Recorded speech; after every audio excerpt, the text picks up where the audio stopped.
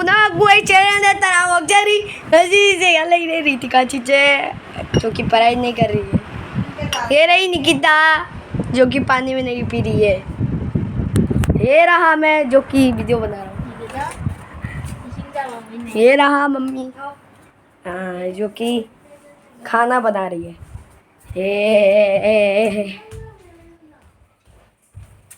ये रहा भैया जो कि फोन देख रहे हैं। ये रहे भैया जो कि फोन देख के हिगत रहे। ये रहे इनका साइकिल मैंने तोड़ दिया। हाँ ये रहा आपू।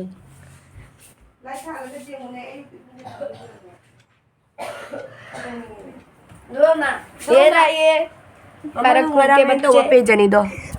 परक्कू के बच्चे। Hello ma'am good morning ma'am मुझे अयुक की पुंग मंगा मखाई तरुक तादोरे अदो ma'am ngasi di akhoi angang laiyebako adu sai yenghalakke do blog oina hapjarake ngasi di nana nang kadoi nang da ha nang si video loge doira siga leire akhoi iche sing angang sing ne abako kiran leire sondana khoi mune ha masai mobile me pai le yengo aina nungalakpadagi ising asaba thau aina pirini hojik phau thak tangai tawle ising do fen thajal ingoi dro kaising ai सारी बोझी फो तुम गोलगा कोई इसिंग साब थैदना अदुगी थेगो सारी सोनना baby लेरे मोय ngaraang nundhang sune pung 13 फावबो like तौना लै 11 फावबो like तौना लै हजिसु तुम गोलपगा मोबाइल नि समायना लाइक तौमिनारी हा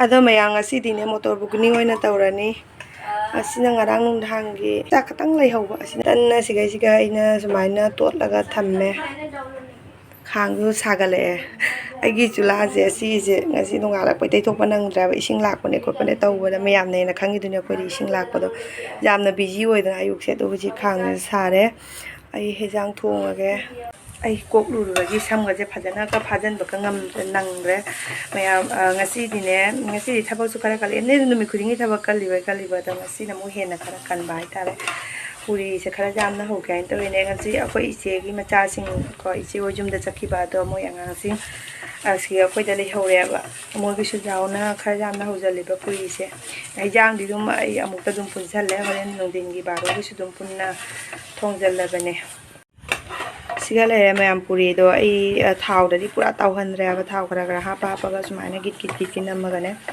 ma haure ne siga khara hore siga na motor bugni oina tawsalabin haidu ngan do motor bugni oina tawsalle na ngasi yare thau sumaina khara khara hapini ore ki sumaina tangge hada re Ore num thau je loina chupsan ni ya thau da pura taw bo do na ne thau do lem na li ho bo do adu do cha ba da hanjana cha ba nungai ta ba adu nai smai na dum thau kara kara ha pa ya mo ta puri bu thong ade smai dum taw ya ba le pura thau da taw kan ba taw te ba thau lem ba cha ba do kana taw ba ne chang jam noi thok ba ne ba da ne smai dum to le yang aduni mayang ngasi gi de dum sumaina blog ma chaw na dum khara blog dum hapjarake ko angang e koi dum la ko memory oina dum lai hauna bagi blog oina khara dum hapjarake hoje mobile ni masam mana pungi ni dagi school chakani school aina thin ba chatoina ba ado dum khara blog hapakke mayam tipin se asigana koina nagi laire sigana angang duba baby ga dagi akoi muni ga gi siga punjal laina ejang ge tipin du sumaina di keno tawda banina sigi tipin masa siga mobile ni sabji je punjal le puri na na puna hapsal le sigana koina nagi laire akoi na nai masam je ji ngo kai angau bu dai taw khrai ba cha kiran cha asigi a4 size ke paper je kai na baby nang porai ro se noi porai ro akoi di lai ti he sing ngong na ba ma'am थबक लोरे अयुकी थबक लोरे चाना थकना लोइना लोरे अदो हजिक स्कूल थिनबा थोनी ngang thabo loi sam doi na video mate ma hap chen gai na to ba nang hau da re ado mayam ai do ngarang ne Eche Mira gi dukan ne ge sigi bag se logoi ba ngasi pura ge sigi bag se Kesim di jauh deh, beg se kali ini kesim jauh deh. Paisa lupa am jauh deh beg sih. मैंने सही किया है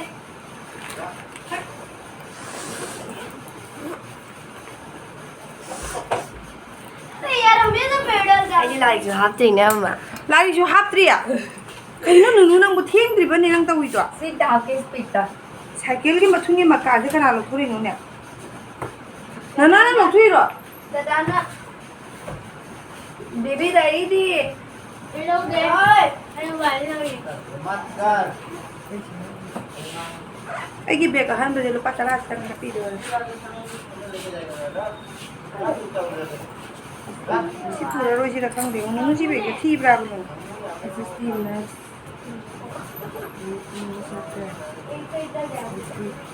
Semua dalam hak kada ba. मम्मा Ah, this दादा नंगी जो पैसा थी kamu jauh deh kamu.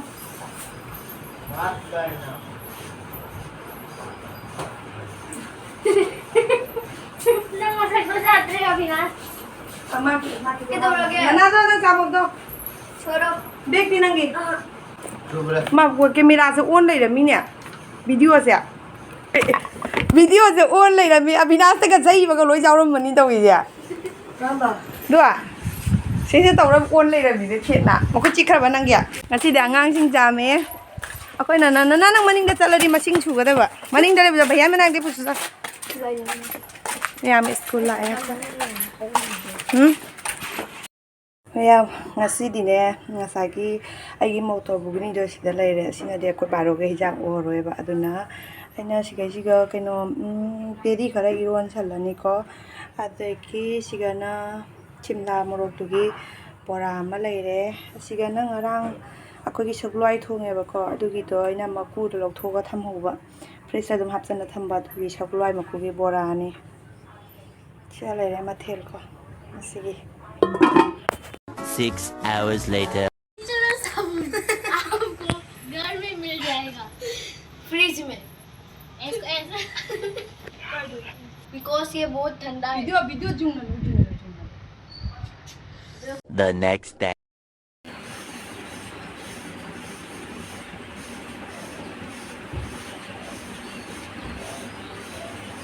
Baby na mukog dahi kaya lo nung haka sa ito. mang một cái đây này mình mang Play bro, sila phabi ke, phaba jati nga. Phabi wa.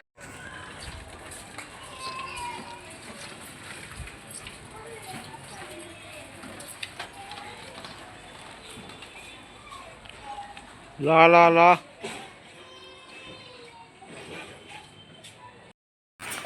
Ayam ngasi di moy halle.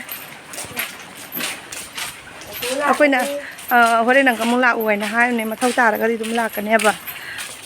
Ako na na gari thau ga cycle thau ga na un thani. Ako na na cycle thau ga. Ha? đi lại chỗ rồi Ura. Sa hangang ani le hore she chatoi ni. Ako se zum da hal lage. Ayam hangang ani su le hore ako se zum da hal la ni.